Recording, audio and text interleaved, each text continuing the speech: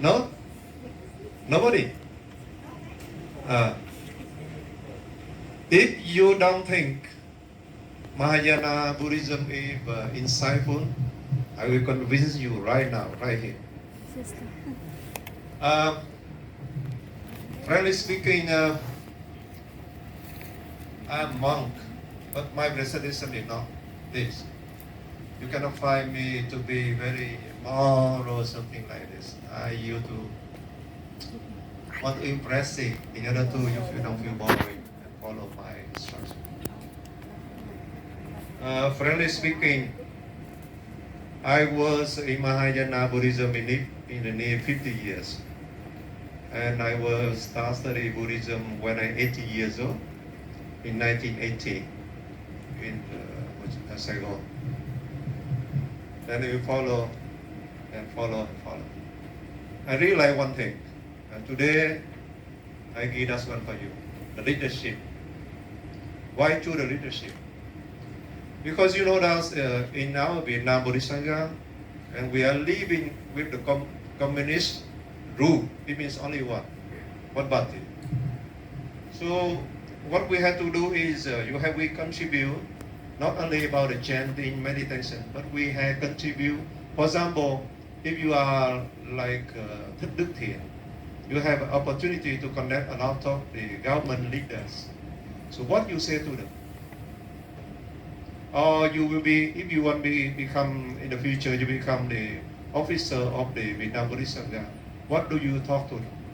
I understand we can contribute, and we contribute good more than that. See, nowadays there are some very rich country, or even in some another war happened between Russia and Ukraine. Many people died, many things lost. Why? Because they are less of the compassion. If you are the compassion enough for the leader, any kind of leader, community leader, political leader, you will think carefully before you decide something to take the life from another person. Many people die. Many people die no more. Because if the putting another person who know what is compassion is, if they know that quality from the Mahayana Buddhism, he will change the policy to approach the Ukraine.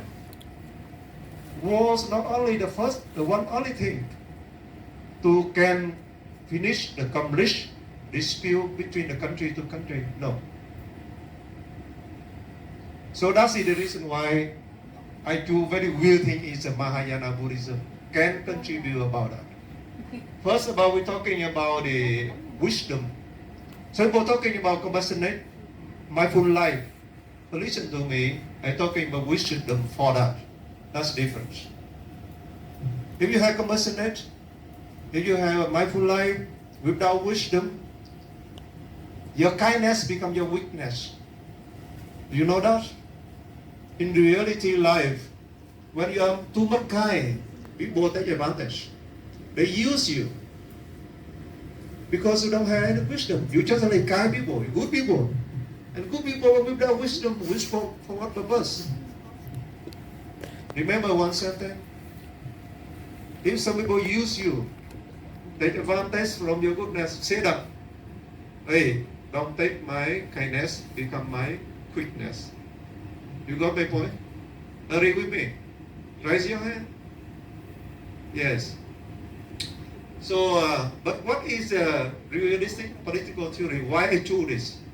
Because some kind of thing, it look like this is a debate, the hot debate about this topic. What about the realistic political theory? Because politics, we understand in politics, anything is very messy. You know messy? Messy means mixing together, nothing is in order, and unpredictable. You cannot say what will happen tomorrow in the world if you are a leader. So you should need the wisdom. Wisdom is very important. And how to take the wisdom. Because in realistic political theory, I didn't talk anything about wisdom, but Mahayana can do it. Can contribute for you about that one. That is about integration, my topic. And now you go to the major point of Mahayana Buddhism leadership. Remember one thing, I talk about leadership only on Mahayana Buddhism. I don't talk about the doctrine of Mahayana Buddhism. Remember that. So we say that's about mindfulness and compassion in leadership. What is mindfulness? Mindfulness doesn't mean that when I do this one, I know I do this one. And when I don't do this one, I don't know to do this one. No. It's impossible for the leader. But political leader, they're not like us. They are too much busy. Their minds are too much busy. Very, very quick, fast. They have to do it. So you ask them, when you do, you should be like this, like that. Impossible. So what does it mean, mindful? What does it mean about mindfulness on that? The mindfulness on the Mahayana Buddhism leadership is, whenever you decide something, not do something, decide something, you have to think about the practical condition, about the all human beings, what they will get from your decision. They are better or they are worse. You think good for the one country, 10 country is a damage. This is mindfulness I'm talking about, Mahayana Buddhism business. And many people agree with me about the Bodhisattva doctrine is the central concept of the Mahayana Buddhism. On this one, you can see that when you service, some people, we say they are Bodhisattva. Like that monk he asked before. Why sometimes we do, we feel happy? Why sometimes we do, we don't feel happy? For example, in Vietnam, you can see many people, they take the monk clothes, they got money fake ad from many people on the street. So if you are donating the money for those okay people, you turn back, you say, oh, they are not the real monk. They are unhappy. Remember one thing. You cannot ask people, oh, you are Bodhisattva. You come to do this one, you go on cultivating your credit and you will get the enlightenment. No, don't confuse it. The Bodhisattva means the people who are enlightenment already. And they want to turn back to help the people. Or to want to stay to help the people. So some kind of thing is one lady talking about, one nun talking about the Vietnam engaged Buddhist Sangha. But one thing she didn't talk about how the Vietnam Buddhist Sangha do the social work with another community. In Vietnam, there are many different communities. There are many NGO also there. So they are different, we are different. So what are benefits for the people? It's not Bodhisattva. If you have a charitable organization belong to your temple, please try to train the lay people first. How they feel good when they do in the good thing. No, it's not about the illusion. No.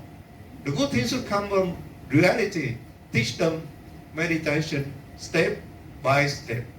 So whenever they do that one, they say, oh, it's a real thing. I do not only for them, but for me. Cultivation.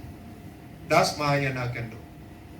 So if the Mahayana man, they talking about the leadership, I will take you back later on.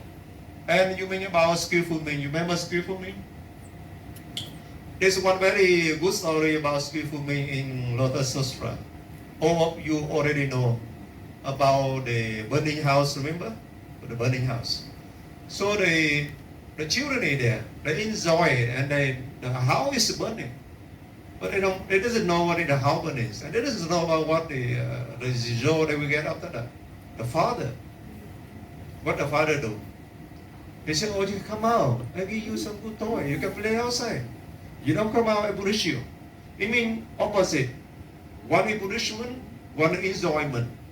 But why the father do such a thing? Because he said that what I can do, I take my children out of the burning house. That is skillful me. But remember, If you say that Mahayana Buddhism give you the thing you can do anything, if you get result, no. We don't do if some kind of thing in violence. We don't do if anything only for ourselves. We have to do for the benefit of all human beings. Not about one community, not only Buddhism, not only Buddhist. That's the kind of skillful me. This is my point. Now, you go to the main point of what is realistic political theory. I think the first time you hear about that, right? 5 days ago, I sent this one for the man in embassy. And after he reading this one, he go chatting with me for a very, very long time. I say chatting is not interesting because mobile very small. So they invite me after this, I will come to talk to them in the embassy about this and relation, how the Chinese and Indian using Buddhism like a diplomat tool. So, but now I told you one thing. What does it mean, Pragmatism? The leadership, they have 5 kind of things. The first is about how to think the reality and make decision. The second, they have to make the judge what we going up. We do some kind of policy. If we do this kind of another policy, this is just that thinking. The third is flexibility. Flexibility means anything is flexible. If you are a political leader, you cannot make anything look like a steel hard. We should be do like the bamboo or the water can flow anywhere without no problem. But one thing you have to remember what you're going to do in the next seminar. I saw some kind of thing happening in our conference because we are less of the skill of this. You know, the political people, they have one very important skill is listening skill. But there's some people they listen but they don't do anything. Sometimes you talk to them and they're smoking and look, otherwise no. The Buddha, the Mahayana Buddhism teach you around 7 techniques of listening skillful. I tell you first thing. The first is about active listening. Active listening, now you look at me. I'm look at you. You are listening to me very, very nicely, very smoothly, eyes by eye contact. This is active listening. Secondly, empathy. What we need empathy for the listening. When people talking to you something, please understand that they want to talk. And they want you to hear them, not only about the language or the word come out from your mouth, but they want you understand and empathy with them. So kind of thing is the leadership in Mahayana Buddhism can teach for the political leader. For example, in Vietnam, for something like this. And the third is about open-mindedness. When you listen another religion or another different point of view, you say that no, the Buddha teaches different. You teach different. We cannot say that. First, you open your mind. Then you listen to them very carefully and respectfully. Then you say, oh, don't say another religion. Or don't say another argument is wrong. No, don't say that. We are monk and nun. We are basically enough. They say, oh, you have just give very nice argument. Let me talk about my opinion. The Buddha say like this, like that. In which sutra, like this, like that. Give the sutra name. Because the definition not from your mouth. You are not talking about argument. The Buddha say. So say this sutra, say like this, like that. Then, after clear about the definition, you can discuss with them, oh, what we will do. Of course, it will be different. Christian, Muslim, Buddhism, so different. Without different, how can they become present? So you should be listening to other people, open minded. The third is non-verbal communication. This is Mahayana Buddha teaching. See, the Buddha always say that we have a tree, the mind, the body, and the language from the mouth. Sometimes you just focus what from my mouth. You don't focus about my body language, my face expression, my tone of voice. If you are listen about us with that skill, you will understand more. Just imagine like this one. There are some people come to your forgotten. They say, Master Z, I am very suffering. And that people is your follower. They contribute for you for a long time for your temple. What you say, oh, okay, talk to me. And you look at about this one, find some chatting or reply something. What do you think? I really never like the chat. We are monks, we use the social media with the purpose, only for better, for Buddhism, not for you. The people around us, they use a lot of time for this. We already look at it. We are doing the same what it does. See, our head is different her. Our clothes different her. So whatever you use, it was should be different. The people surround you, they look, and you also look. You sit in the middle, look, and for what purpose? So you just try to listen to people with the body language, with the tone of the voice, and with the face expression. You will realize what they want from you. And if you know people want from you, you find solution for them. And if that solution can help them, and they will follow you forever. That's the fourth thing about the listening. The fifth thing listening is about make the question, clarify question, asking, clarifying question. What is that? When you ask people something, please understand that what you want to ask and why you ask that. Sometimes we ask something not related to what they are talking about. So what their reaction? They say, oh, she want to make me trouble. He want me to trouble.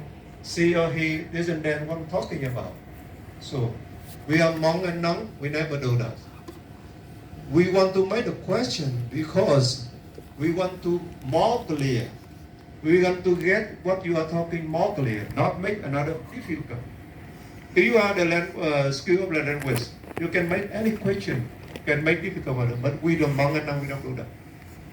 We only question about clarifying question. Me, I want clearly. My question is very clear. So if you want to become researcher, if you want to become PhD, try about that. For example, when you write in thesis, you say, oh, I like this one. I like this argument. I don't like this argument. No. It's not about the way of PhD scholar doing that. We choose right or wrong. But we choose in the balanced mood. It means you should respect what they right even they are wrong. Because if they are right and wrong, they have you to get right. Right? If some people, you see some bad thing outside, you say, oh, is it bad thing? No. He do bad thing. So you learn something you never do like him. This is he do bad thing for your good thing. You agree with me? So you will not think that, oh, I will follow this and not follow it. No. Like when Fu say, impermanence. in the next hour, I'm different. Why you have to follow me? Why? Just like this, when you refuse, your life is balanced. And the sixth thing about the bison and silence. Bison and silence is the listening skill of the leader. The Mahayana Buddhism can offer for politic people. You see, the politic people, they will say, oh, I'm busy like this right now. I don't have time to listen. So you don't vote for them. Whatever they speak, even you have to very patient to listen. Then, what you will see from that. I tell you one thing. we see all the Mahayana Pagoda in Vietnam. There one Avalokitesvara Bodhisattva in front before entry. I also talked one time about that in this auditorium. So when the people come to your pagoda, they salute the Avalokitesvara first, then they come to you, and you sit in there. What you will say? Salute the Buddha status. It's not bad, but it's not enough. It's not enough. Teach them how to make Avalokitesvara effective. Teach them how to listen, like I just taught to you. You just listen to me some kind of thing. You will see your lives totally change different. For example, now you like someone in your group, you dislike someone in your group. Why you do that? And you like someone, even they say bad thing, you also, very good, very good. You dislike, I don't like that man. Who's that man? There are no man, no woman here. Because they are just only the thing, the woman and the man doing. And no permanent thing. So people ask me on the conference, what you will do? Do you have some human beings who are dislike your religion? I said no. Buddha teaching there's no man or no woman, but the contest and the man, the woman are doing. So I support the thing, good thing, and I dispute the bad thing. Doesn't mean that I don't like or dislike the man or woman. You try to think like this. Whenever you come out, you don't have enemy. You don't have enemy. Because, an aesthetic thing is very easy to appear in front of you. And so if the leadership can do some kind of thing, we can offer them. I will teach you 6 skills of listening. Listening very important, even in Mahayana Buddhism or in realistic political theory. But one thing, it's very weird here. I want to tell you.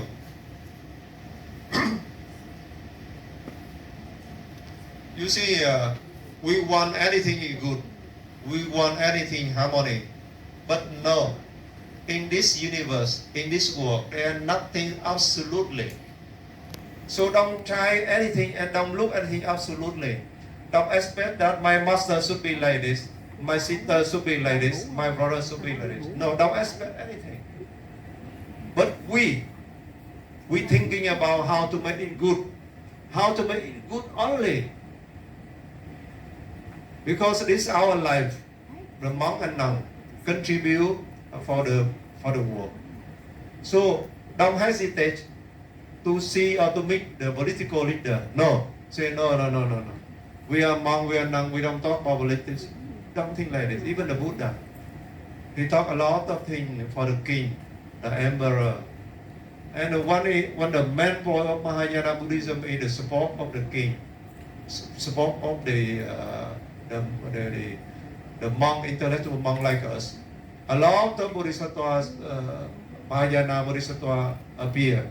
A lot of complementary appear. If you read about the 6th century idea of Indian Buddhism, I think you will cry. Definitely you will cry. Because at that time, the one man, he Hindu, and his name is Sankara. He's so good in debate, and he learned a lot of things from Buddhism, and he come to challenge forgot the debate with him. Sometimes he make very big crowd to debate him. All the monks fell. He's always become the winner. So 20 minutes already. Why you don't talk? And so I'm going to finish. Then you see that there's one monk.